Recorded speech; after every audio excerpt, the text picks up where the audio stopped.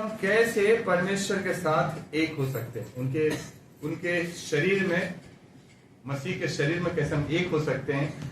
दूसरी बात है कि प्रार्थना किया कि प्रभु कि हमें इस संसार में हमें सुरक्षा मिले, संसार में क्या मिले, हमें सुरक्षा मिले। और तीसरी बात पवित्रता के ऊपर कि इस दुष्ट पापी संसार में हम कैसे खुद को पवित्र रखें ताकि परमेश्वर को हम ग्रहण योग्य ठहरे। सो इस तरह से लिखा है कि मैंने तेरा नाम उन मनुष्यों पर प्रकट किया है जिन्हें तूने जगत में से मुझे दिया। बिना प्रभु यीशु मसीह के, बिना परमेश्वर के अनुग्रह के आप प्रभु यीशु मसीह को अपना प्रभु कह ही नहीं सकते, बिना परमेश्वर के अनुग्रह के। सो परमेश्वर ने हमें चुना और चुन करके हमें हमारे प्रभु यीशु मसीह के हाथ में दिया ताकि यीशु मसीह हमारे जीवन से उस हर बुराई को हटाकर और हमें पवित्र करके पिता के योग्य हमें बनाए ताकि हम पिता के सामने उपस्थित किए जाएं, है ना, उपस्थित किए जाएं। और वही यहाँ पर प्रभु कहते हैं कि मैंने तेरा नाम इन मनुष्यों पर प्रकट किया जिन्हें तूने मुझे जगत में दिया। वे तेरे थे और तूने उन्हें मुझे दिया, उन्होंने तेरे वचन को मान लिया। सो पहला काम जो करना है, परमेश्वर के वचन को मानना है। यीशु ही प्रभु है, यीशु ही उद्धार करता है और बहुत सारी बातें जो हमने सीखा है। सो पहला परमेश्वर के वचन को हमें क्या करना है, मानना है, बहुत ज्यादा जरूरी। वचन जैसा कहता है क्या हम उसके अनुसार अपने जीवन को जी रहे हैं। एक विश्वासी होने के नाते, प्रभु के एक भक्त होने के नाते हमारे लिए जरूरी है कि हमारा प्रभु जो हमें सिखाता है, हमारा प्रभु का वचन जो कहता है, उन वचन के अनुसार हमारा जीवन है या नहीं है, उसको मानना है और उसके अनुसार हम अपने जीवन को क्या करना है, जीना। यही यूहन्ना जो पहली अपनी पत्री को लिखते हैं तो वहां कहते हैं कि यह भी जानते हैं कि परमेश्वर का पुत्र आ गया है। हालेलुया, परमेश्वर का पुत्र आ गया है और उसने हमें समझ दी है कि हम उस सच्चे को पहचाने, उस सच्चे को जो मैं भी बता रहा, परमेश्वर कौन है उसको पहचानना जरूरी है, उनको समझना जरूरी है, उनके उपस्थिति को हमें महसूस करना जरूरी है। हम जब तक उनको जानेंगे नहीं, उनको पहचानेंगे नहीं, तब तक बात बनेगी नहीं। ज्ञान तो लोगों के पास बहुत है, चाहे वो प्रभु को मानने वाले लोग हों, चाहे प्रभु को नहीं मानने वाले लोग हों, बहुत ज्ञान है, संसार में ज्ञानों की कमी नहीं है। लेकिन आप उस ज्ञान के रहते उसको पहचान कितना पा रहे हैं, ये बहुत जरूरी है।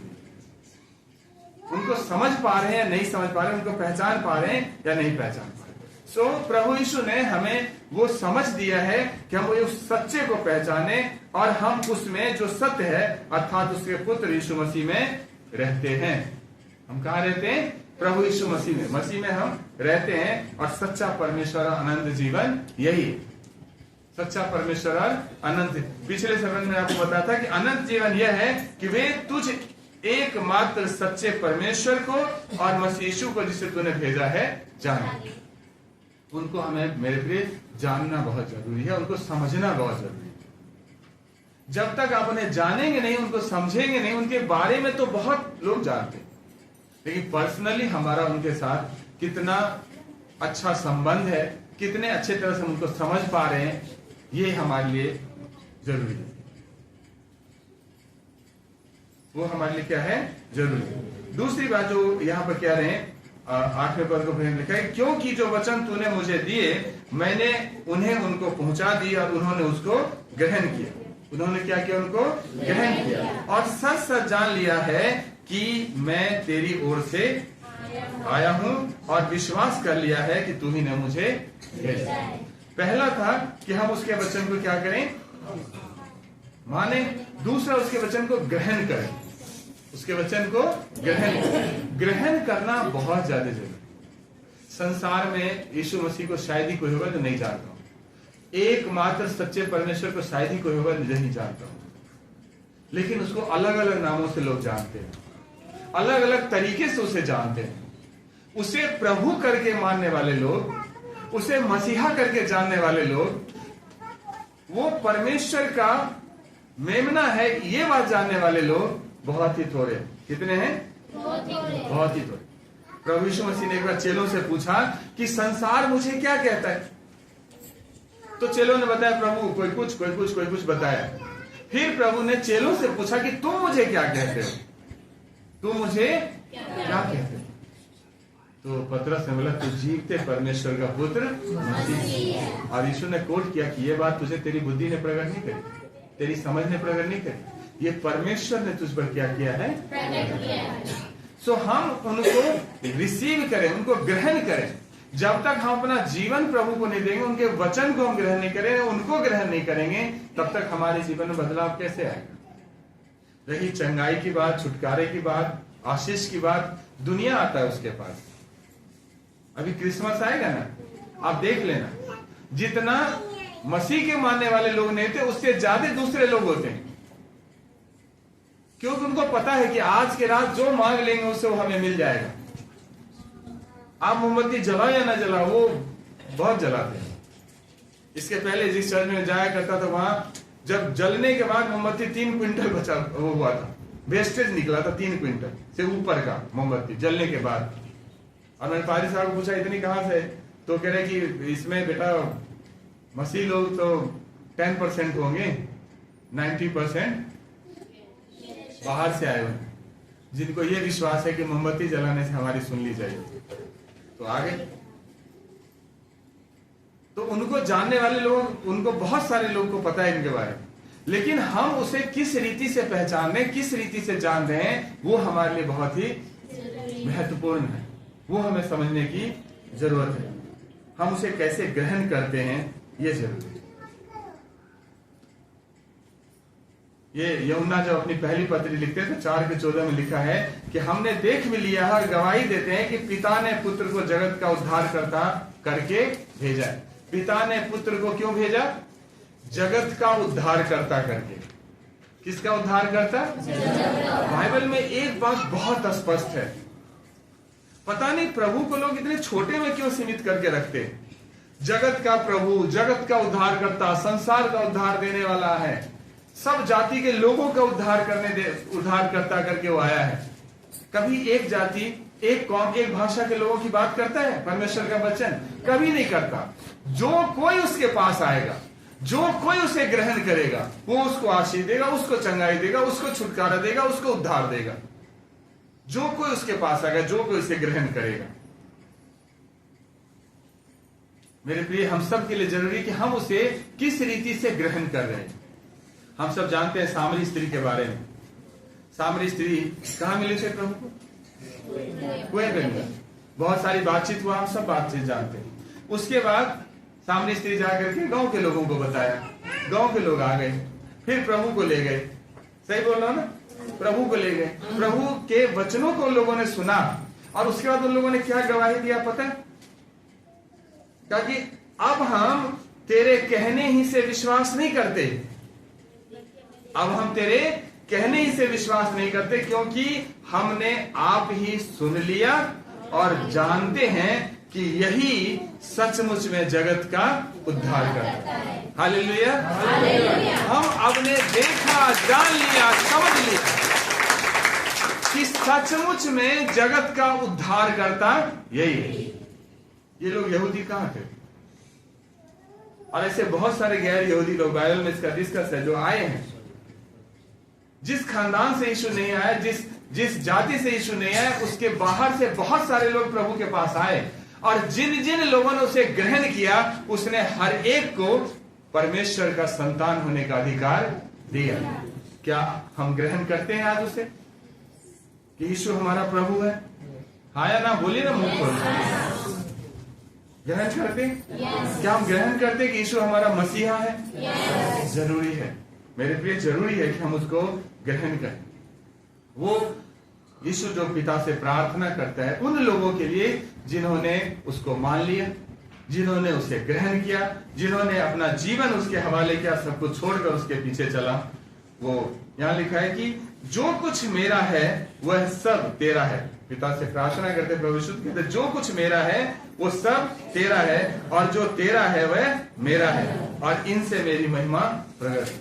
कितनी अच्छी बात है। प्रभु कहते जो कुछ मेरा है सब और जो तेरा है सब ये पिता और पुत्र का एक सबसे अच्छा संबंध है। अंडरस्टैंडिंग कहते हैं ना, म्यूचुअल अंडरस्टैंडिंग है। जरा अपने आप को वहां रख करके देखिए, क्या मैं अपने पिता से ऐसे बोलता हूं, मैं अपने प्रभु से ऐसे बोलता हूं कि हे प्रभु, जो कुछ मेरा है सब तेरा है, और जो कुछ तेरा है वो सब मेरा। सोचना घर पर, क्या हम ऐसे बोलते हैं? तब समझ में आएगा कि हम प्रभु को कितना जानते हैं, कितना पहचानते हैं, कितना उसे ग्रहण करते हैं। मैं अब जगत में ना रहूंगा, क्यों, परंतु ये जगत में रहेंगे। मैं तेरे पास आता हूं, हे पवित्र पिता, अपने उस नाम की जो तूने मुझे दिया है उनकी रक्षा कर, कि वे हमारे समान एक हो जाए। हमारे समान एक, जैसे पुत्र का पिता के साथ रिलेशन है, जैसे मसीह यीशु का पिता परमेश्वर के साथ संबंध है, वही संबंध के लिए प्रभु यीशु प्रार्थना करते हैं कि वैसे ही हमारा संबंध हमारे प्रभु यीशु के साथ हो जाए, वैसे ही हमारा संबंध हमारे पिता के साथ हो जाए। एक यूनिटी की बात की जाती है। कैसी बात? यूनिटी की, एक होने की बात किया जाता है। नीति वचन में सुलेमान कहता है कि यहोवा का नाम दृढ़ गढ़ है। हालेलुया। यहोवा का नाम क्या है? दृढ़ गढ़। ऐसा गढ़ जिसको कोई हिला नहीं सकता, वो दृढ़ गढ़ है। लिखा है धर्मी उसमें भाग कर सब दुर्घटनाओं से बचता है। हालेलुया। धर्मी उसमें भाग कर सब दुर्घटनाओं से क्या होता है? बचता है। लाखों करोड़ों अरबों लोग प्रभु के पास आज भाग कर आ रहे हैं। क्यों आ रहे हैं? इसलिए नहीं कि पैसे बट रहे, क्यों भाग के आ रहे हैं? उन्हें दुख है, तकलीफ है, कोई दुष्ट आत्मा के वश में है, कोई बीमारी के वश में है, कोई बंधन है, और कोई जीवन जीना नहीं चाह रहा। ऐसे बहुत सारे उलझने हैं उनके जीवन में, जिसका इलाज कहीं नहीं है, जिसका इलाज कहीं नहीं है। जहां मेडिकल साइंस फेल हो जाता है, जहां हर तरह के जो स्पिरिचुअल पावर्स होते हैं वो काम नहीं करता है, वहां पर हमारे प्रभु यीशु मसीह की शक्ति काम करता है। वहां हमारे प्रभु यीशु मसीह की शक्ति काम करता है, और इसलिए लोग भाग करके प्रभु के पास आते हैं। और हम सब उसी में से, सही बोल लो, सही, हम सब उसी में से। कहीं न कहीं हमें ऐसी हमारे साथ समस्याएं थी जिसका इलाज कहीं नहीं था। हम भाग भाग के थक गए, दौड़ दौड़ के थक गए, सब जोर मार ली, सब कुछ कर लिया। लेकिन जैसे हम प्रभु यीशु मसीह के पास आए, वो जो हमारा दृढ़ गढ़ है, वो हमें उन सारे बंधनों से छुड़ा लिया, आजाद कर दिया, क्योंकि वो दृढ़ गढ़ है। वचन कहता है कि स्वर्ग में, पृथ्वी पर और पृथ्वी के नीचे कोई दूसरा नाम नहीं दिया गया, सिर्फ एक नाम है जिसके सामने सब घुटना टेकता है। सब घुटना टेकता है। हर नाम में श्रेष्ठ नाम यीशु नाम, उसके नाम से। प्रेरितों के काम को पढ़ेंगे, एक बार मुझे बड़ा अद्भुत लगता है। विश्वासी अगर यीशु के नाम से दुष्ट आत्मा निकाले तो समझ में आता है, गैर विश्वासी भी यीशु के नाम से दुष्ट आत्मा निकाल के अपनी रोटी दाल चला रहे। पढ़ लीजिए। चेले कहते प्रभु जी, ये आपके नाम से दुष्ट आत्मा निकालता, हमने बोला कि मेरे प्रभु के पीछे तू क्यों नहीं चलता? मैंने मना किया, अगर यीशु के पीछे नहीं चलेगा तो तुम दुष्ट आत्मा मत निकाला कर। करने दे, मेरे नाम से कर रहे तो तेरी हो रहे, टेंशन ना ले। इसका मतलब समझ रहे, यीशु के नाम में वो सामर्थ्य है कि गैर विश्वासी जब यीशु के नाम लेकर दुष्ट आत्माओं को निकलने के लिए बोलता है तो उसमें से निकल जाता है। हाँ, कभी कभार प्रॉब्लम हो सकता है, वो दूसरा हमारा विषय है, बाद में बात करें। लेकिन मैं यीशु के नाम की सामर्थ्य बता रहा हूं। एक छोटा बच्चा भी यीशु के नाम से गोलियत ऐसे विशाल राक्षस को भगा सकता है। वो सामर्थ्य है यीशु के नाम में, क्योंकि वो दृढ़ गढ़ है। हालेलुया। क्या है वो? दृढ़ गढ़। पौलुस एफिसियों की कलीसिया को जब पत्र लिख रहे होते तो कहता है कि सब प्रकार की प्रधानता, ध्यान सुनिए, सब प्रकार की प्रधानता, अधिकार, सामर्थ और प्रभुता, और हर एक नाम के ऊपर जो न केवल इस लोक में पर आने वाले लोक में भी लिया जाएगा, बैठाया। सब प्रकार की प्रधानता, सामर्थ, प्रभुता। और हर नामों में श्रेष्ठ नाम, वो नाम किसको दिया गया? यीशु मसीह। ये वही यीशु मसीह है जिसे आज से करीब 2000 साल पहले क्रूस पर चढ़ाकर मार दिया गया था। ये वही यीशु मसीह है जो कब्र में से तीसरे दिन मरे हुओं में से जी उठा। ये वही यीशु है जो 40 दिन चेलों को दिखाई दिया और फिर आसमान में उठा लिया गया। ये वही यीशु है जो आज उसके नाम की डंका बजता है। और चाहे बीमारी हो, चाहे दुष्टात्मा हो, चाहे कोई भी ऐसी ताकत हो जो परमेश्वर के राज्य के विरोध में है, उसके सामने घुटना टेक देता है, उसके सामने घुटना टेक देता है। वो नाम सामर्थी नाम है। वो नाम क्या है? सामर्थी नाम।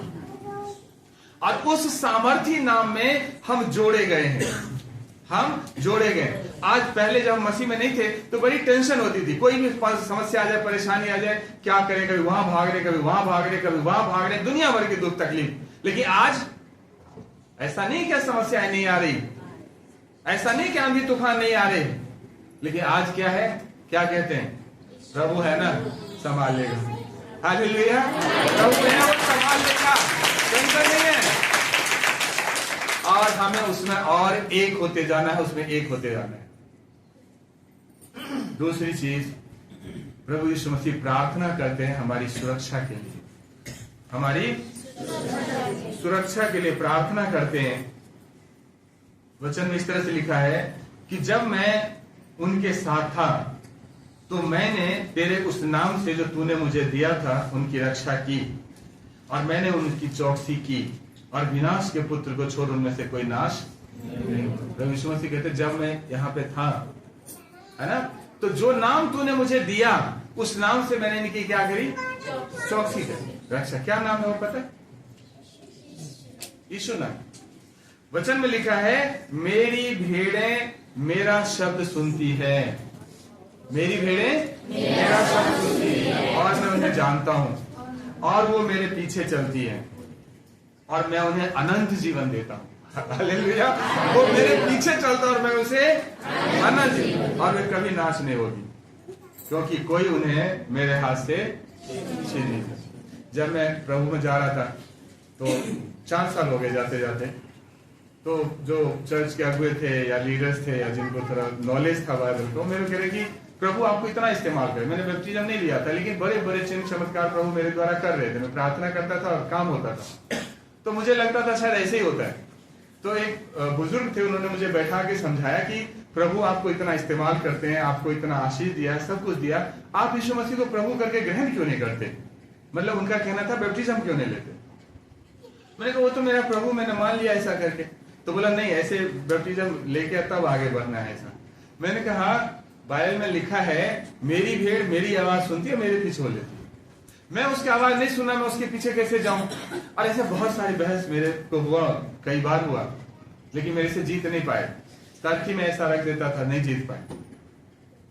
लेकिन मेरे भी एक दिन समय आया जब मैं थक हार के फांसी लगा रहा था, तो प्रभु ने कहा उठ और मेरे पीछे चल, क्योंकि मैं हूं जो तेरी सारी इच्छाओं को। इसका वचन कहता है कि मेरी भेड़ मेरी आवाज सुनती है और मेरे पीछे हो लेती है, और मैं उसे अनंत जीवन देता हूं। उस दिन मरने का प्रोग्राम मैंने कैंसिल कर दिया और प्रभु के पीछे चलने का प्रोग्राम शुरू कर दिया। हालेलुया। जो मैं ऊपर जाने को सोच रहा था लटक के, है ना, प्रभु ने नया जीवन दिया और फिर मैं प्रभु के पीछे चलना शुरू किया।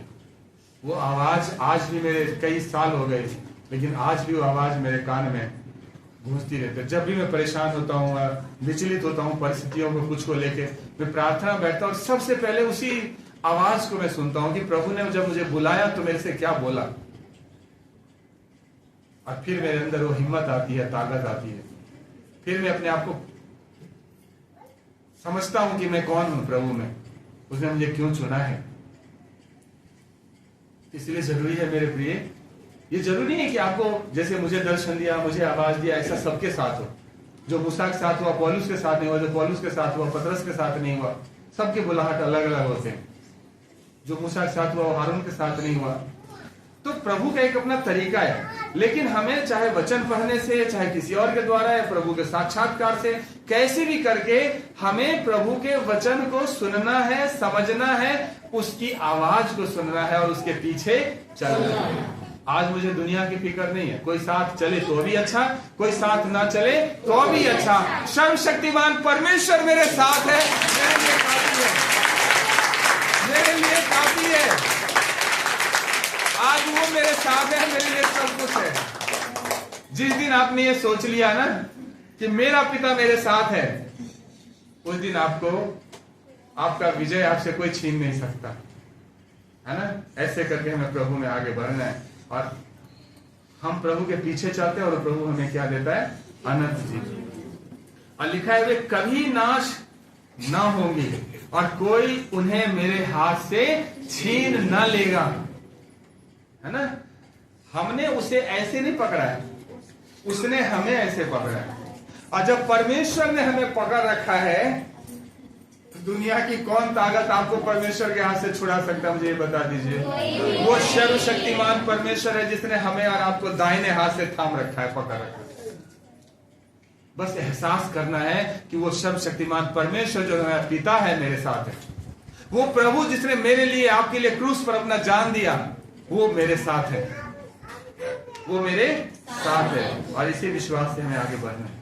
प्रभु यीशु पिता से कहते हैं कि जब तक जो तो नाम तुमने मुझे दिया, उस नाम से मैंने इनकी रक्षा करी है, लेकिन अब क्रूस पर मुझे चढ़ना है, मुझे स्वर्ग चले जाना है, फिर इनकी रक्षा कौन करेगा, है ना। इसके लिए वो इस तरह से वो प्रार्थना करे।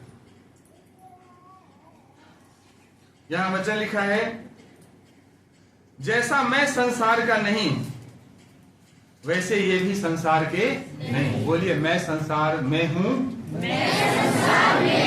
लेकिन संसार का नहीं हूं।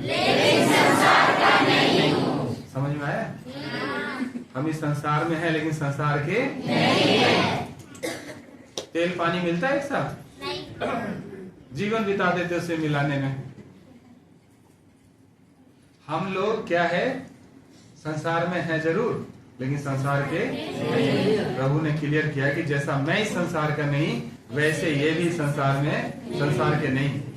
मैं यह विनती नहीं करता कि तू इन्हें जगत से उठा ले। ध्यान सुनिए, प्रभु कह रहा है कि मैं ये विनती नहीं करता कि जगत से तू इन्हें उठा ले, परंतु यह है कि तू उन्हें उस दुष्ट से बचाए रख। हालेलुया। प्रभु यीशु ने हमारे आपके लिए प्रार्थना किया, हे पिता इन्हें उस दुष्ट से क्या रख? बचा के रख। कोई मनुष्य प्रार्थना करे तो शायद हो सकता है परमेश्वर ना सुने, शायद हो सकता है, लेकिन आपको क्या लगता है प्रभु यीशु मसीह की प्रार्थना को पिता ने सुना या नहीं सुना? हाँ या ना? पक्का सुना? कोई डाउट है? नहीं। और सुना तो उसका आंसर दिया, हाँ या ना में, हाँ में या नहीं दिया ना। प्रभु यीशु ने प्रार्थना किया कि इनको जिन्होंने मेरे वचन को मान लिया है, इनको जिन्होंने मेरे वचन को ग्रहण किया है, इनको जिन्होंने मेरी शब्द को सुना और मेरे पीछे हो लिया, इनकी हे पिता आप रक्षा करिए। और वो हमारी रक्षा कर रहे हैं। वो हमारी क्या कर रहे हैं? रक्षा कर रहे हैं। प्रभु यीशु मसीह ने कहा, धन्य हो तुम जब मनुष्य मेरे कारण तेरी निंदा करे। मनुष्य क्या करे? यीशु के कारण आपकी निंदा करे, यीशु के कारण आपको सताए, यीशु के कारण झूठ बोल बोल कर आपके विरोध में सब प्रकार की बात करे, तो आप आनंदित और मगन होना। लेकिन जैसे इसको उल्टा सोचो, अगर यीशु के कारण हमें कोई सता नहीं रहा, यीशु के कारण हमारी कोई निंदा नहीं कर रहा, यीशु के कारण हमारे विरोध में कोई बात नहीं हो रहा, तो क्या सचमुच हम यीशु के हैं? नहीं। हेलो, सब लोग हैं इधर? यीशु के नाम के कारण अगर आप सताए जा रहे हो, आपकी निंदा की जा रही है, आपके विरोध में बातें करी जा रही है, तो आप धन्य हैं। और नहीं करी जाती है तो मैं बोलना नहीं चाहूंगा क्योंकि सही नहीं बोल पाऊंगा और झूठ बोलता नहीं, समझ गए ना? तो अगर प्रभु के कारण आपकी बात करी जाए, सताया जाए, निंदा करी जाए, झूठ झूठ बातें बोली जाए, तो आनंदित हो जाओ, मगन हो जाओ। लूका में लिखा उछलो, कूद जाओ, क्योंकि इस संसार से प्रभु ने हमें छांट कर क्या किया है? अलग किया। क्या किया है? अलग किया है। यूहन्ना लिखते हैं अपने पहली पत्री में कि हम जानते हैं कि जो कोई परमेश्वर से उत्पन्न हुआ है वह पाप नहीं करता, पर जो परमेश्वर से उत्पन्न हुआ है उसे वह बचाए रखता है और वह दुष्ट उसे छूने नहीं पाता, और वह दुष्ट उन्हें। ये संसार, प्रभु ने अपने चेलों को भेजा तो क्या बोला? तू मेरा भेड़ है, मैं तुझे भेड़ियों के बीच में भेजता हूँ। 70 चेलों को भेजा था, याद है? कहाँ भेजा था? किसको भेजा था? भेड़ को भेजा था। कहाँ भेजा था? 70 गए थे ना, लौट के कितने आए? तो भेड़िया किधर रह गया? और वो भी आया, आनंदित होते हुए आया। भेड़िया में इतनी मजाल नहीं कि भेड़ के ऊपर पंजा भी मार दे। हालेलुया। क्योंकि हमारा रक्षा करने वाला सर्वशक्तिमान परमेश्वर हमारा पिता है, और इसी भरोसा से हमें प्रभु में आगे बढ़ना है। इसी भरोसा से हमें प्रभु में आगे बढ़ना है। अगर कोई कुछ बोलता है, आज से आनंदित रहना, प्रभु तेरा धन्यवाद। पतरस को थप्पड़ मारा, याद है? पतरस ने, प्रभु तेरा धन्यवाद, तेरे खातिर कम से कम इस लायक तो ठहरे कि थप्पड़ खाए, और हमें तो थोड़ा सा कुछ बोल देता है। हाँ। इसलिए ध्यान से मेरे प्रिय, ध्यान सुनिए, आप धन्य हैं अगर मसीह के कारण आप सताए जा रहे, आपके विरोध में बातें करी जा रही, आपकी निंदा की जा रही, आप धन्य हैं। तीसरी और अंतिम बात, पवित्रता। प्रभु ने पवित्रता के लिए भी हमारे लिए प्रार्थना किया है, जो इस तरह से लिखा है, सत्य के द्वारा उन्हें पवित्र कर, तेरा वचन सत्य है। तेरा वचन क्या है? सत्य है। जैसे तूने मुझे जगत में भेजा, वैसे मैंने भी इन्हें जगत में भेजा, और उनके लिए मैं अपने आप को पवित्र करता हूं, ताकि ये भी सत्य के द्वारा पवित्र किए जाएं। हमारी पवित्रता के लिए प्रभु ने खुद को पवित्र किया। ये यूं के वो तो ऑलरेडी पवित्र है, उनको पवित्रता की जरूरत नहीं, लेकिन खुद क्रूस पर चढ़कर हमारे आप के लिए जान दिया। जब यूहन्ना कहता बपतिस्मा लेने के समय, यूहन्ना बपतिस्मा देने वाला, कि प्रभु मुझे तो आपसे बपतिस्मा लेने की जरूरत है, उन्होंने कहा कि बेटा जैसे हो रहा है वैसे होने दो, क्योंकि मैं अपने लिए थोड़े ले रहा हूं, मुझे तो उन पीढ़ी को बचाने के लिए लेना है। यीशु को अपने लिए क्रूस पर थोड़े चढ़ने की जरूरत है, वो तो मृत्यु में पहले से जयवंत है। वो तो क्रूस पर मेरे और आपके लिए चढ़ा, क्योंकि मृत्यु पर हम जयवंत नहीं है।